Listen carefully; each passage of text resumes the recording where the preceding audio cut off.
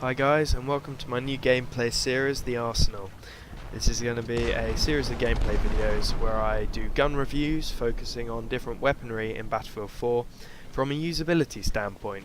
So rather than looking at the stats and things like that, I'm going to be focusing more on how they actually play out in game. I aim to focus more on what the guns are useful for in game, looking at loadouts and attachments and things like that, just to give you guys an idea of how I run the weapons when I play with them, and just give general feedback as to whether or not I think a gun is useful or flat out rubbish, looking at the good, the bad and the ugly. It would be fitting to start with a revolver after saying that, but I'm not. So my first gun I'm going to look at is the CS-LR4 sniper rifle, which is the first sniper rifle you unlock in Battlefield 4.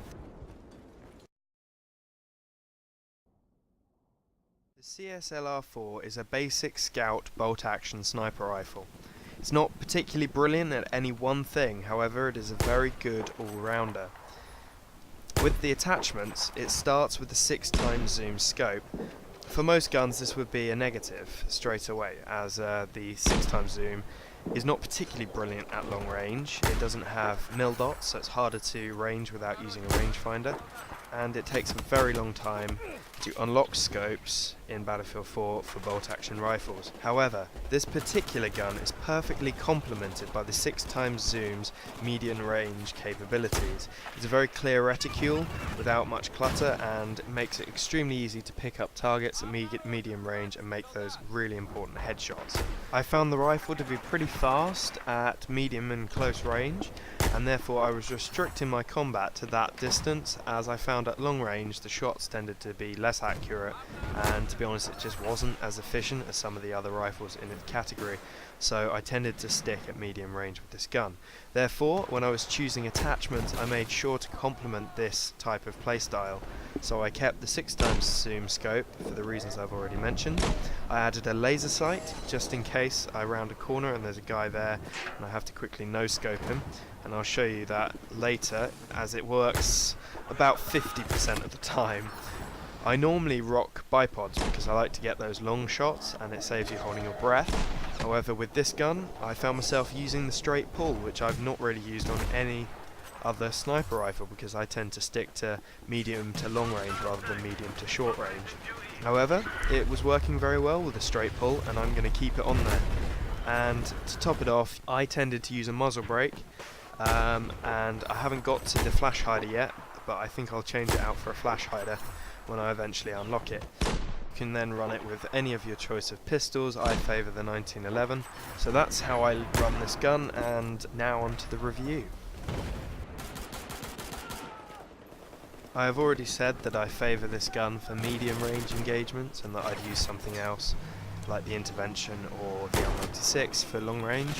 However, I found this gun extremely fun to play with for close quarters and medium range. I found I could easily make headshots and string together some nice little kill streaks. With this gun I was playing aggressive recon. I know lots of people use DMRs for playing aggressive recon, and I'll get onto that when I look at a DMR. However, I would argue a bolt-action rifle can be just as effective at close and medium range if you're accurate. However, you just have to be careful and understand that if you miss, as I do in a couple of the clips, you're either going to die or get very close to death. So yeah, for aggressive recons this gun is brilliant and should be used extensively, even though it is the first gun. I found that the rifle was at its best when using speed to the advantage, acquiring targets and quickly dispatching of them rather than working out bullet drop and things like that. And it was very effective. I was getting a lot of kills. All the clips you see I got in one evening, in about an hour and a half. I don't think I went negative once. I think I had one bad game, but that was because our team was 700 tickets down.